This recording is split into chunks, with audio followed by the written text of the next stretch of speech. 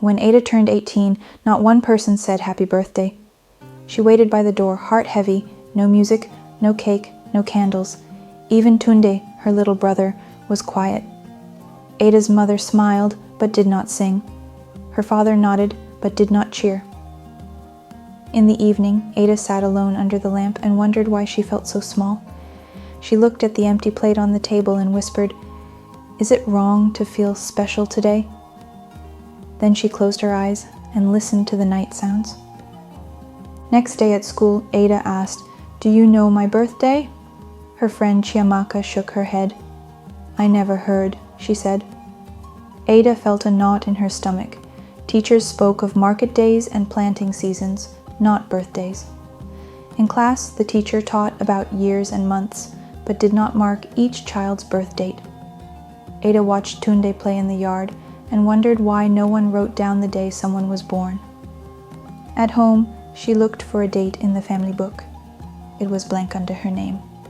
Before we continue, first like this video and also subscribe to this channel for more videos like this one.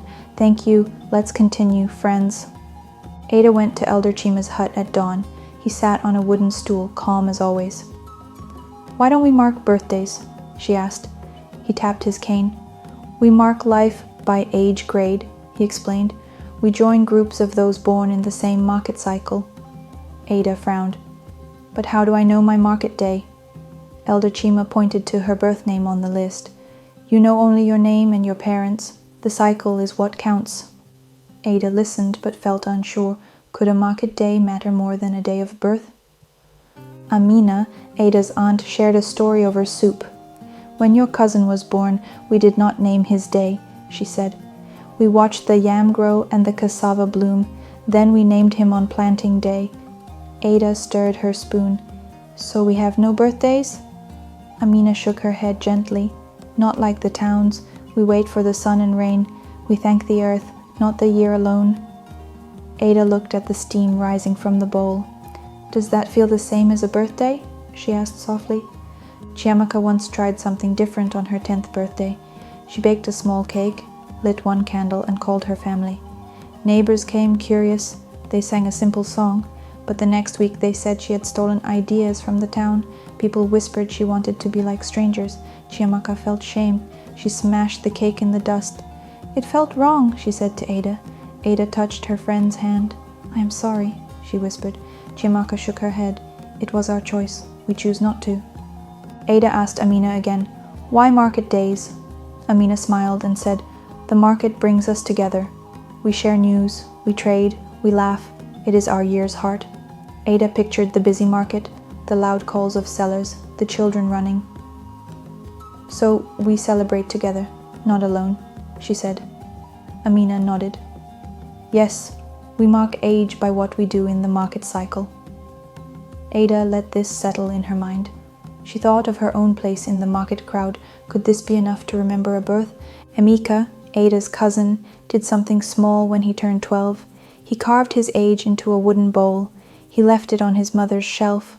No song, no dance, just letters and numbers carved.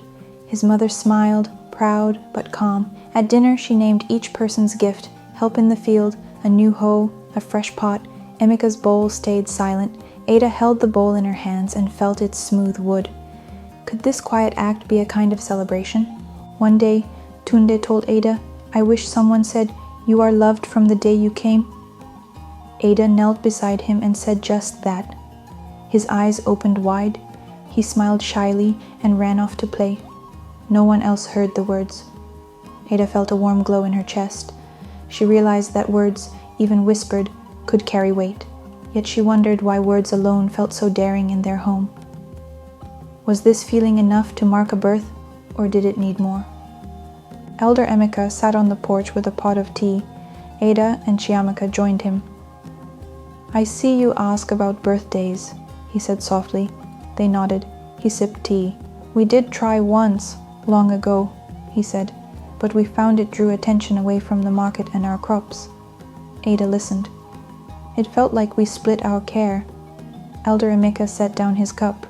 "We chose to share life in work and in community. That has kept us together." Ada looked at Chiamaka. Was together better than special alone? That night, Ada dreamed she stood alone in a field of tall grass. A soft voice said, "Remember me." She looked around. No one was there. The wind whispered names, Ada, Tunde, Chiamaka. She reached out, but the voice faded. She woke before dawn, heart beating fast. She lay very still, thinking of the voice. Was it her wish to be remembered?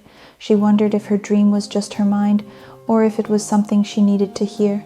Ada sat up, watching the shadows dance on her wall. Ada found an old notebook in Mama Ifeoma's trunk. It held notes from her grandmother. There were no birth dates, only season notes, planting time, rainy days, harvest moons. One page read, "When we forget the earth, we lose our roots." Ada ran her finger over the lines. She felt a link to the women before her. She closed the book and asked aloud, "Can I honor them by learning their seasons?" She felt hope stir. Maybe she could mark her birth by seasons, not dates. Ada asked Mama Ifeoma about the notebook. Her eyes grew soft as she spoke of her mother. She said, "Our people named us by work and by moon, not by date. My mother chose the moon of yams." Ada held her grandmother's pages. "I want to know both the date and the moon," she said. Mama Ifeoma stroked Ada's hand. "If you find both, you will honor your path." Ada felt a new urge. She would track the moon next time it waxed full. Chiamaka asked, "Will people think we copy the city if we mark our moon birthdays?" Ada shook her head. "We will do it our way, small, quiet." Chiamaka smiled faintly. "I want that." They planned to meet on the next full moon. No cake, no gifts, just a soft moonlight walk and shared stories. They felt a thrill. Could this be their new tradition? They whispered ideas, songs in hushed tones, a circle under the moon, each person holding a small firefly jar. On the night of the full moon, Ada and Chiamaka found a quiet clearing. Tunde joined them, holding the wooden bowl Emeka carved. They stood in a circle. Each whispered a wish for the year ahead. No drums, no candles, just soft voices and the crackle of grass underfoot. The moon shone bright above them. They felt peace. Ada closed her eyes and let the moonlight rest on her face. "This feels like enough," she whispered. "Will the moon remember us?" Word spread slowly. Some families followed Ada's idea. They met under trees or by streams. They shared a meal, spoke softly, and thanked the earth. No need for cakes or noise, just simple words and fresh air. The next day, people returned to fields and markets, feeling lighter. Ada saw smiles that felt honest. No one teased them. Instead, they asked about the moonlight gatherings. Ada thought, maybe this is how we honor life. She watched Chiamaka dance in the fields. Could a quiet night mean more than a loud day? Elder Emeka joined the next moon gathering. He carried a wooden staff carved with age grades. He sat in the circle and spoke few words. "Tonight we honor life and community," he said. He blessed each person by placing his staff on their shoulder. Ada felt a hum of pride. Elder Emeka smiled at her. "We have kept our way and found a new path." Ada bowed her head. She saw the moon wink above them. Could tradition and change walk hand in hand? On her 19th moon celebration, Ada felt joy without show. She wore a simple wrapper and sat with friends. They whispered memories of the year past, school lessons, good rains, new friends. Tunde held a small lamp. Chiamaka hummed a soft tune. Ada spoke of her plans to learn more about the seasons and the market cycles. They passed around a bowl of fresh fruit. When it was done, they each said, "Thank you." Ada looked at her friends and thought, maybe this is how we grow. Now the village still does not throw cake parties. Instead, at each full moon, people meet quietly. Mothers, fathers, uncles, and children share soft words. No one fears shame or envy. They honor life by seasons, by shared work, by small songs. Ada stands in the moonlight thinking of her first lonely birthday. She smiles knowing she is heard. Then she asks the village, "Shall we keep walking this moon path together?" The whisper comes back in many voices, "Yes." I know you celebrate birthday every year. Tell me your birthday in the comment section. Like this video and also subscribe to this channel. Thank you.